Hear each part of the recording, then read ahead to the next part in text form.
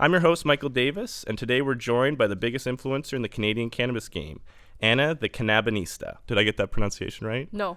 Cannabinista, right? Cannabinista, yeah. Cannabinista. Yeah. Okay, I'm just going to say Cannabinista. Yes, that's perfect. Anna the Fuck!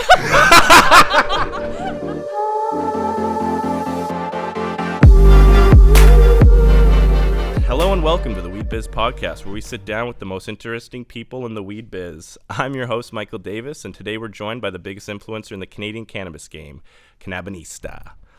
Anna has created a media brand unto herself under the Cannabinista banner, where she explores how cannabis can complement a healthy and fulfilling lifestyle. She talks about conscious consumption, cooking with cannabis, infusions, mental health, and more. Thank you so much for joining us, Anna. How are you? Good. How are you? Good. That was 3 times we tried to get that pronunciation right. Sorry. All good. So I read recently that you started the brand during the pandemic. That's where it sort of took its root. Is that true? Yes. So literally during COVID pandemic days, I had a lot of extra time on my hands. And then I started posting recipes and content of me with cannabis, and really it was really janky at the time. Like mostly started as like a reviews page where I was getting products in the legal market, reviewing it, sharing my experience, and really hacky in the beginning and just connecting with people that were, in Toronto that also loved cannabis, and that's kind of how it all started. Nice. And what was the sort of first signs of traction that you got? Was it like where you realized that you're on the right track? I will say it wasn't really until honestly a year in where I kind of thought that maybe I can make this something bigger than it was. It actually I started doing content on Instagram first, and then a year in, that's when one of my videos on TikTok really blew up. It was a very random video that I decided to post. I got sent this cannabis infusion device called the Art and Effects. Essentially, overnight, it blew up to 20 million views, and that's kind of when I realized maybe I can do something more than just posting content. So maybe I could turn this into something real. Is that the video where like the brownie comes at the bottom? I saw that on your TikTok. Yeah, exactly. Like that was for some reason, I don't know how that video is still up there, but I'm literally showing weed. And I think, oh really? I'm literally showing like weed, and like there was so much controversy because like I took weed from a joint, like I broke up the joint and put the weed, so people got pissed about that. But somehow that video still lives there. I think honestly TikTok sees the engagement. They're like, fuck it, we're just gonna keep it on there. So that's kind of what spiraled it all. Nice. Did you like intend to do like a hook or whatever? Because it's very well done. Like it's like when it pops out, I'm like, okay, I gotta see what the hell's going on. No, it was literally just me doing a home video. Like it was one of those things where like there was no strategy, there was no planning the hook, right? Very different from how I obviously do content now, but it was just like, shoot it, let's go. It was just for fun. Nice. Yeah. So what's the speaking of creating those kind of videos, what's the day in the life of you're full-time with this? Yeah. What's the day in the life of a full-time creator in cannabis? Every day is different, but usually if I kind of walk you through my day, I wake up pretty early and I kind of spend the time in the morning focusing on me and, just like whether I need to work out, meditation, journal, do all that fun stuff, get my coffee in. And then I kind of start my day where it's like, every day can be different depending on like what's on my plate, whether it's like client projects or whether I need to film YouTube videos or whether I need to do blog content. So I kind of like plan my week out in advance in terms of like what are the themes that I want to hit. I work with my assistant where we plan out the social media calendar, we plan out opportunities really like 3-4 months in advance. So I'm kind of already working on like next year kind of stuff, and that's kind of what my day-to-day is like. Awesome. Do you do a sort of daily routine ritual every day? I do. I'm like a very type A routine person. I would like to say. I'm getting the vibe. The vibe. So I am very routine driven. I mean, it keeps me on check, and like, you kind of got to keep yourself motivated and like making sure that you hit the things that you need to do. Otherwise, like I could be doing like whatever, right? So. Yeah. I feel like the scheduling and being disciplined would be a big part of that. And I feel like there's probably misconceptions about it being cannabis related when you sort of weave it through your lifestyle really organically, and it's sort of like a supplement versus like an end point for you, it seems, where, you're incorporating it. I saw the one TikTok video where you're going through the day in your life, and it's like little snippets of micro dosing here and there throughout the day, and So how do you approach that, like conscious consumption, I guess you'd call it? Yeah, like to your point, like cannabis for me is a tool, right? It's like a supplement to my life, not the center of my life. Although, I'm Cannabinista, I come off of social media as like I love weed, and I do love weed, but at the end of the day, like I am my own individual person, and cannabis to me is like taking a magnesium supplement, taking coffee, right? It's kind of just like an enhancement to my life. In terms of like how I think about mindful consumption, for me, it's not about consuming every day. So I really have, I try to set a really healthy relationship with the plant, and that's how I think about mindful consumption is like, do I need to consume today? Why or why not? And if I don't need to consume, then I won't. And that's really about being intentional about not just going to cannabis when, you have a stressful day, or just going to it when you want to relax. It's kind of like sitting with your thoughts and being like, okay, is there anything else other than cannabis that can help me relieve whatever current situation I'm in, right? So that's kind of how I approach consumption. And a lot of people think I consume every day, but I actually probably consume maybe like 3 or 4 times a week. Yeah. Interesting. And activities that you normally would pair with cannabis, you're able to, do them without no issue. You're not like, oh, this movie would be way better with 4 edibles. Like it doesn't really come into your day to day like that. Well, like, I think there's obviously certain activities that I love to have cannabis. For example, if I'm like going to eat a really nice meal, I'm definitely taking an edible beforehand because I want my taste buds to be like fully activated, right? Or if I know that I'm having a really hard workout during that day and I know that my muscles are going to be sore, I'm going to put on that THC muscle cream because I don't want to feel tight the next day. Do you find that works? The topicals? I think the topicals are good, but I also feel like it's a bit of placebo effect, which at the end of the day, it still works, right? If it's a placebo. So it definitely, I feel like a lot of the peppermint and stuff in the muscle creams work. I make them at home, so. Gotcha. Yeah. And do you do anything where it's like you take a steam before, or to try and, like, I've heard that you're supposed to like open your pores or something in order to actually get the full effect of the topicals? I don't know if that's. I always put on body lotion after the shower. Gotcha. So yes. Nice. Yes, and do you use it before workouts ever? No, it's always an after thing. Have you tried once? Like, ever? Are you saying like using cannabis before working out? Oh, sorry, we're talking about muscle creams. No, I moved on. Oh, okay. Muscle creams definitely afterwards. Nice. Before working out for me is usually if I have to do cardio. I hate cardio, and like weed helps me like not think about the fact that I'm using my legs to run multiple kilometers. Yeah. And gets me into like this random zone where I'm just like running and running and running. Totally. I love that. Yeah. I use that too. What kind of format do you generally go with? Like capsules, or like would you smoke before a run? Probably not smoke. For me, I like to use oils just like right on the tongue. Anything that's like fast acting or a fast acting edible. That's kind of usually my way. And you generally make the stuff yourself, or are you like a legal industry person, like buyer? I make it myself. I check out what products are out there. People send me products, so I try things out. I don't have like a go-to right now because there's honestly so much new stuff in the market. So like it's overwhelming. It's overwhelming because I'm always trying new things. Like every week there's like mac and cheese, and then there's this like fortune cookie, and then there's this like random other thing. I'm like, holy shit, how do I like eat all these things? Totally. Is your thing more like taste or like effect? Like I get mixed up. Like now there's like 9 cannabinoid specific products where it's like, there's just so many different like tributaries of the effect tree kind of thing. I just made that up. I don't know what that means, but yeah. For me, it's definitely formulation. So like I'm very interested in like the cannabinoids and like what pairs well. So for me, like daytime, I love CBG. I love lower THC, higher CBD. Nighttime, THC and CBN. Like I'm very specific with the formulations because I've kind of I know what cannabinoids and potencies work well for me, and I don't really want to like necessarily dive away from what already works well. Right. Do you ever get drowsy when you miss dose or something at night, like with sleep stuff, where you're like, ooh, shoot, I must have like put too much in there or something like that? No, because like to your point, like I'm very like I have a like. That was your point, by the way. Yeah. Sorry. To my point. Yeah.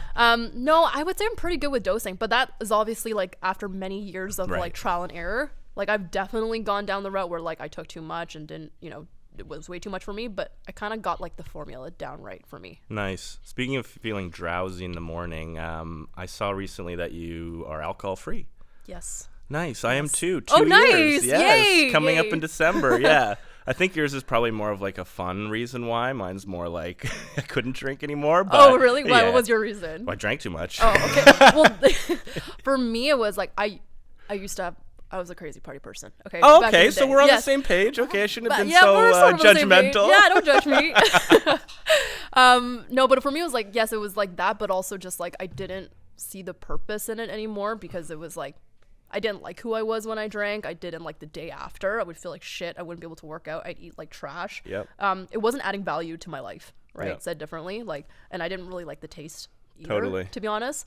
So that's kind of the reason why. Yeah, I felt definitely the same way, and I feel like people misjudge like even social drinking, where on if you're going out Thursday, Friday, Saturday even, or like one day a week, I feel like it can affect you during the week to a degree where you're not really cognizant of it. And like I was having like panic attacks and couldn't figure out why, and was like going on different medications, and then it was just like after you stop drinking, like everything just starts to calm down and make sense. It's like seems so obvious, but at the time you're like trying to find different solutions. And now with using cannabis as like a functional thing, like small dosing and like using it before working out or like sleep or whatever, it's just crazy like the difference in capacity and function versus like this poison that everyone drinks constantly. It's wild. But what I will say is like it's also important to, for me at least, how I think about it is like you're not replacing cannabis with alcohol, right? It's still about not having that dependency on this external substance that can like get you in a certain mind state. So I think it's also important to like, I know some people are like, oh, you just replace like alcohol with cannabis now. Like, no, it's not about that. No. It's just about being comfortable with who you are as like without substances. Yeah, well, I would never take a shot of booze before a run, or like I actually would drink before I go to sleep though. But yeah, I guess. Okay, I'm gonna try this pronunciation again. Before becoming the cannabinista. Yes! Got it. There we go. Sorry. What was your? I'm terrible with pronunciation stuff. What was your career vision before the cannabinista? Very nice. Very nice. Yes. It was very, typical traditional, coming out of university, I wanted to do like finance, tax, strategy, consulting. Like I'm kind of like rolling my eyes now. Like they're all great careers, right?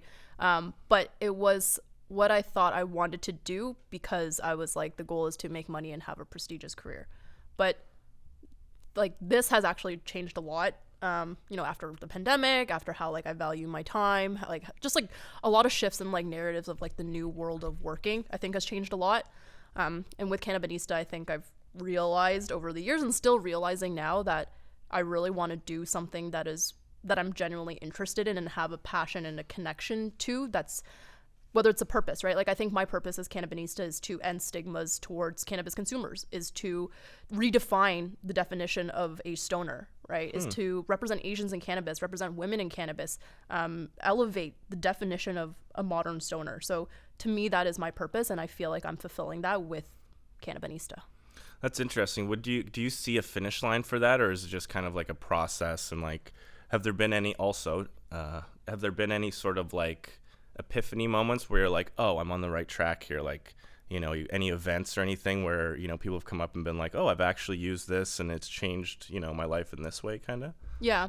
I try not to think about the end point because that's what kind of gives me anxiety sometimes, is like, fuck, am I on the right path? Like, but if I know and I feel like I'm hitting certain milestones, then I generally know I'm on the right path.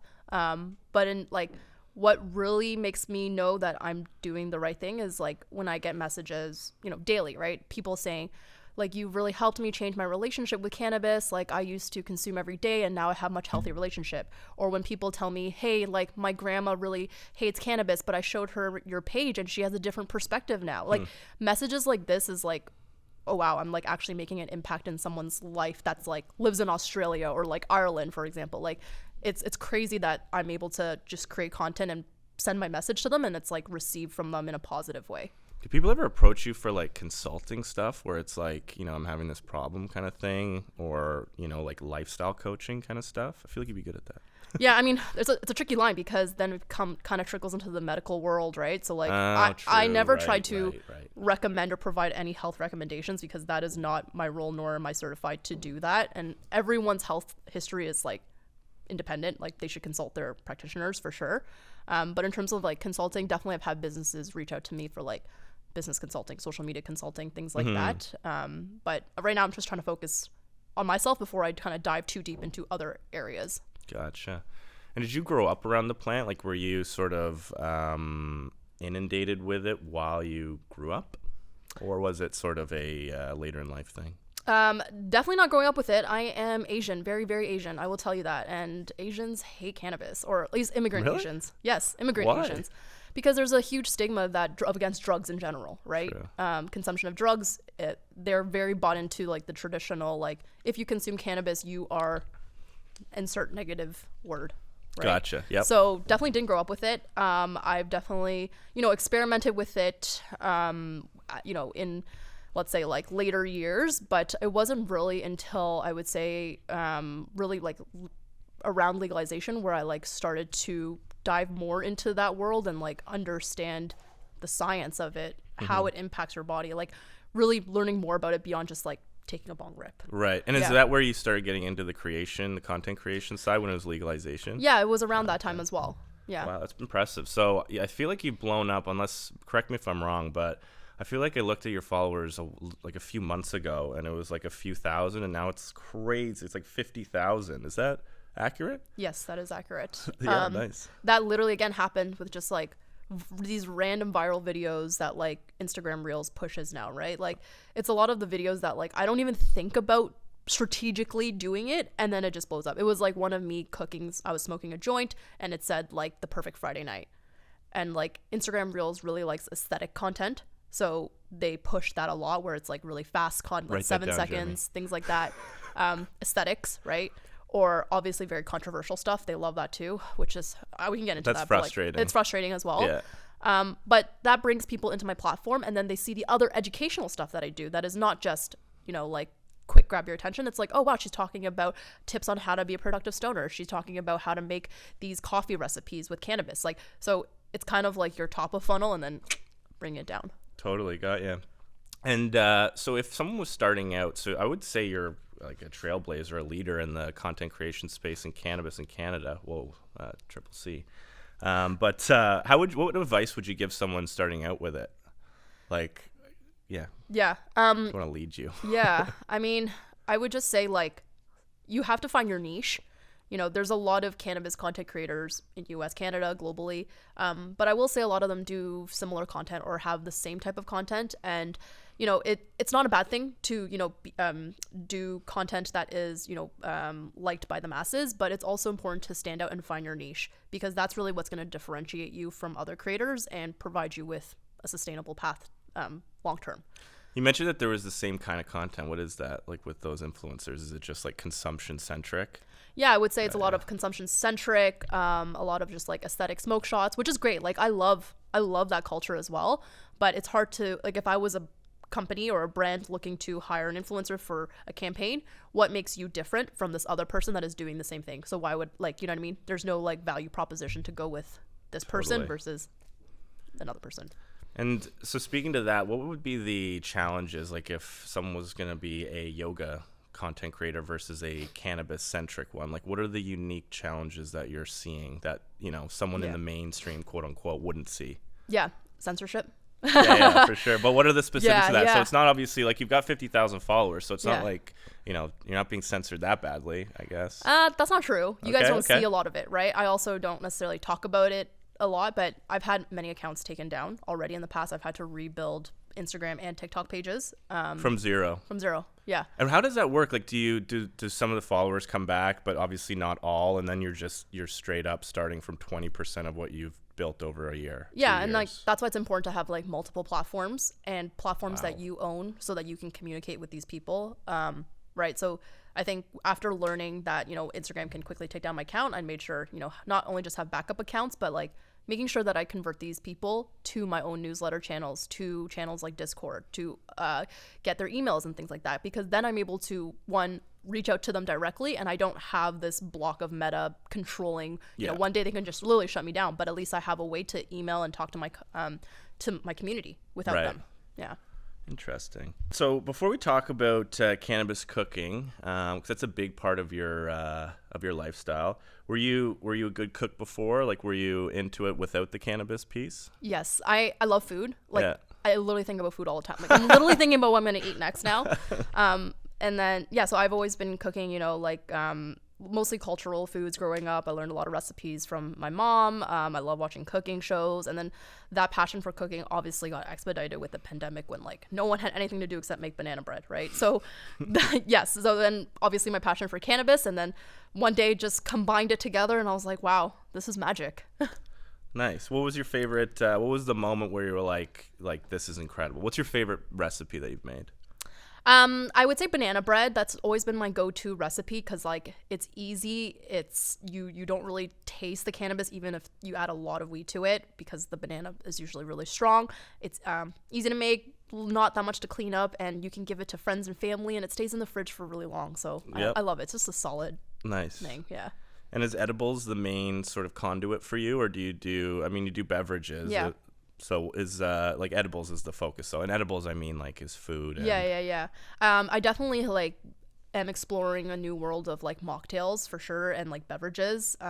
It's it kind of ties into maybe when I started also not drinking and trying to find other ways to be social in social environments, or like making beverages is really fun too, kind of like putting together ingredients and making it look pretty. So I'm definitely like more in the drink game now and exploring that world, but Totally. always love edibles. When you go to social events or like drinking functions, would you bring like infusions, or would you bring like packaged sort of cans kind of thing? Like what's your approach to that? Because I can find it kind of really cumbersome and weird going to an event and you're doing a science experiment over there. It's like, what are you doing? Well, that's why the RTDs, like the ready to drinks, are so good, and like they're a good conversation starter. You can like pop them in your bag. Like, I went to a Halloween party this weekend. I brought like two RTDs. I brought one for my friend and we shared, and it was great. And like Nice. Yeah. Right on. Have your methods and techniques evolved over time? Like, have you gotten more intense, or is it more, intense in like a, complicated way, or is it more a function of the sort of product you're trying to end up with? You know what I mean? Yeah. I definitely think like when I was starting in the beginning, I had no clue what the hell I was doing. Like I actually was looking through like my old photos and I saw this video where I was putting cannabis oil into a water-based drink. Okay. That is like for people who don't or don't know the context behind that, cannabis oil does not blend with water-based drinks unless it's like a nanotech emulsion. Right. You need fats in your drink in order to bind with cannabis oil. THC, CBD love fat. It's a fat lipid. I did not know this, so literally I was looking at that video, I was like laughing to myself. But for example, like just learning about the science of how things work and like the applications was also important for me. So definitely have upped my skill game in that sense, and definitely with the tools that I use to infuse as well are different. I used to use like your electric burner on the balcony with like a stove pot, and you're just like making it outside and hoping no one smells it. And now with these like modern cannabis devices, it's like the Apple of cannabis infusion, right? You just put your weed in there, decarb, infuse, doesn't smell. You can go run errands, come back home, it doesn't burn, And it's done.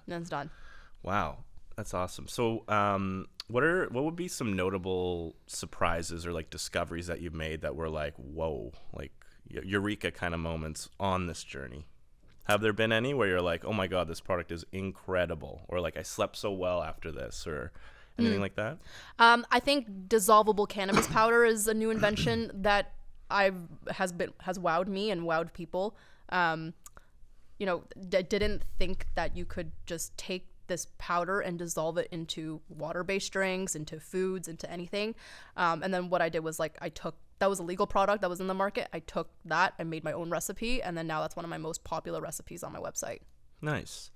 And speaking of that, like if you're comfortable getting into like sort of the business side, so how do you plan that? Like, is it more so you're wanting to do certain content and then brands or whatever will trail off that and be like, oh, I'd like to be a part of this recipe or whatever, because you talked about how your traction forms when you're raw, you're yourself, you're being genuine. Mm-hmm. So how do you approach that? Because I feel like it's super tough, especially like navigating censorship, then navigating trying to make $1 off of this and then not get banned, etc. So like, kind of how do you do that?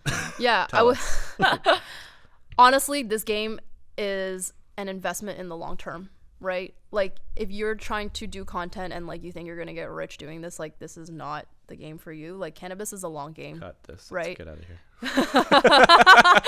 Like I think you really people who are passionate about it, that's great, but like, are you willing to tough it out when there's Yeah. no money to be made? I think that's the question. And it's like, it's an investment yourself, right? Not every video I make money. A lot of the times I don't make money. I have to do this on my own will, on my own time, pay for all the ingredients, pay for the electricity, the lighting, the camera equipment, editing. And you don't always make money, but it's about building a brand that I believe in is going to be how I will, you know, further monetize down the road or whatever, right? So like for me, it's just building that audience. That's like really my strategy, and things will come on later on. That's always been, you can always sell anything after you build a brand. That's kind of been my philosophy. Totally. With the audience for sure. Yeah.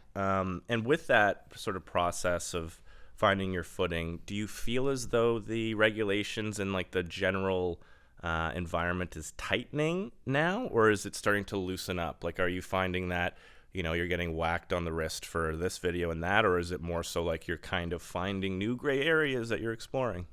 Yeah, I mean, the regulations haven't changed, right? The Cannabis Act hasn't really changed. And, you know, when I look at it, aside from me, I see brands are treading the waters a little bit, right? Things like there's literally like a Snoop Dogg cannabis brand. Like, isn't that celebrity endorsement? But isn't that not allowed? I don't know, right? Laws are only what's enforced, though, exactly. not what's written down. Exactly. So I think, you know, I foresee that, you know, brands, retailers, creators, or whoever's in this industry are going to have to collectively push the agenda in order to like advance and make changes to these strict regulations. And if we don't, we're just going to be continuously stuck in this cycle where like we cannot talk about cannabis, even if it's in an educational way, right? And we need to all collectively push the industry forward, so it's a joint effort amongst everyone. Yeah, totally agree. So just looking forward to sort of 2024, what's on the horizon? What sort of big plans do you have? What do you see coming down the pipe in terms of innovation? What are you excited about? Yeah. You know, for me, I'll start with what I'm focused on. It's all about content still. Like, that is like my number one key focus. I'll be relaunching my website in the new year as well. So there'll be lots more recipes, lot more cannabis education content, long form content will also be a key focus for me. And again, like I kind of mentioned earlier, it's about making sure that we kind of take all these people that are on the social media world, but like bringing them into my own channels, whether it's through my newsletter and communities like that. Like, that's really going to be my focus. In terms of what I'm excited about the industry, I don't know if things are looking bleak right now, so we'll see. I mean, in terms of what? What do you mean? What's bleak? Well, I mean, just overall economy in general, Yeah, aside from yeah. cannabis, right? Right, The economy is not doing well. I mean, it's cyclical, so, you know, things will always get better eventually, and it's just about riding this downward wave, let's say. Yep. But, you know, there's always new product innovation that I'm super excited about, you know, new formats, new formulations, cannabinoids, you know, more exploration of that. Just new products. I'm excited to see what other like products will come out in the market that, I don't know, like maybe it would be like cannabis orange juice, for example. Like, who knows, right? Yeah. Hopefully with better names than we have now. Yeah. It's going through like inventory lists. I just laughed to myself, like, holy shit, these names, my God. You had a collaboration with Pizza for 420. Can you tell us a little bit about that if you're allowed to? Yes. I don't think why I wouldn't be able to, but yeah, they literally DM'd me through Instagram and said, hey, we have a big 420 promo we want to do you want to do a video for us? And that, for me, I would say, actually that was the kind of the aha moment where I knew I was doing something right. I was like, oh wow, a non-cannabis brand is looking to the cannabis industry or a creator like me to get their messaging That's a across. huge moment, I would say. That's for a sure. huge one. And one Yeah. that's as big as Pizza. Yeah. I mean, they're nationally loved, like, you know, pizza chain. So it was amazing to be able to do content for them and do that. And yeah, that's kind of how it went. I really think it's a good like step in the right direction where like non-cannabis brands will start to look to the cannabis industry to collaborate, because cannabis touches and intersects with a lot of other industries, right? And like whether people like it or not, it's the reality. Like music and cannabis, that's been a long connection, right? Just art generally, it seems like there's like an infinite amount of application. Or like wellness and cannabis, that's a huge, you know, cannabis consumers are also very into natural herb and medicines and ways to like optimize their bodies, right? So there's that connection there. So I just foresee a lot of industries cross-sectoring with cannabis. Wellness is such an ambiguous term to me. I tried to apply it to the business in terms of like having sections and categories that, you know, really catered to it. Yeah. And then it never really resonates, and like sales never respond with it in terms of like wellness. It's like, so like, what is it? Like, what are you trying to do here? And it's like, it's tough to communicate that in this It's a blanket term. Specific sphere. Yeah. It's definitely a blanket term, which goes into so many different types, like physical wellness, mental wellness. Like there's so many different, it's tough. There's too many words in the English language. What was I going to say? Do you find that there's like now, especially with like how you've blown up, are your followers generally in Toronto? Like, is it local or is it national? It's national. Cool. Toronto is one of the biggest cities. New York as well, Los Angeles, Vancouver, Montreal. Cool. So like top major cities. And there's a lot of folks from like the UK, India, and Ireland and Australia as well. So they have like little cannabis communities there. So it's really interesting to see. And do you find that you're having to walk a line with your personal life now? Like, because, you know, as your follower count's grown, etc., probably your visibility. Do people come up to you in the street ever? I have. It's kind of weird, but it's funny. It's like, oh, thanks. Like one time I was getting acupuncture and I came out of my appointment and she was like, are you Cannabinista? And I was like, oh my God, it's so awkward. I was like all red because I just like did acupuncture. Did she pronounce it exactly like she that? Did. She like, did it better than you. For No. fuck's sake. Nice. That's great. I forgot to say, what do your parents think of your profession? Do you lie or? Yeah, I will say it's you do. Oh, you lie? For now, yeah. I mean, oh shit, nice. Yeah, we'll see. Like, they're at the age where it's kind of like I just want them to live a great life and like not, worry about you, worry about me. Yeah. So. Well, you're good. Yeah, I'm good. What do you say? You're like, I'm an analyst. Yeah, we just don't talk about it. We don't talk about it. I love it. What do you focus on when you're creating your content? Is it like, I know we've kind of touched on this and you're really focused on just being yourself, but do you have, now that it's like a business, do you have like KPIs that you're after and like, you're looking at engagement and scroll stopping and all that stuff? You are? Yes, I am. Nice. That's the analytical business. side. Right on. You are an analyst. Yeah. Yes, I am. You're exactly. a business analyst, Mom. Exactly. No, for sure. Like we definitely look at what does well and what doesn't and try to decipher, what the strategy. There's obviously a strategy. There's obviously key metrics and like conversion rates, because that's essentially what I have to share with businesses as well, right? Like what's your cost per impression? What's your sell through? What's your click through rate? Like those metrics need to be defined because that's what businesses care about, right? Totally. But even for myself, it's a way for me to understand what type of content should I continue to do versus what type of content should I stop doing, or what type of content could I tweak slightly to make it a bit better, right? Gotcha. Is there a different approach in cannabis brand partnerships versus non-cannabis? Like, is it like, cannabis brands are looking for just, impressions and non-cannabis is looking for engagement? Is there difference, or is it's just, click through basically? I think everyone wants the same thing. They want sales, right? It's obviously difficult to sometimes correlate back to how many sell through, especially when you can't link to an e-commerce website, right? For example, at least on the cannabis side, whereas like non-cannabis brands or even just cannabis accessories brands, it's easier because they have e-commerce where you can directly sell and influence, right? So There's a bit of that difference. For sure. Well, Anna, I know we've jumped around everywhere during this interview, and I fucked up pronouncing Cannabinista. You got it right. There we go. On the finish. Nice. But I really appreciate you coming by and joining us. Is there anything you want to shout out or promote?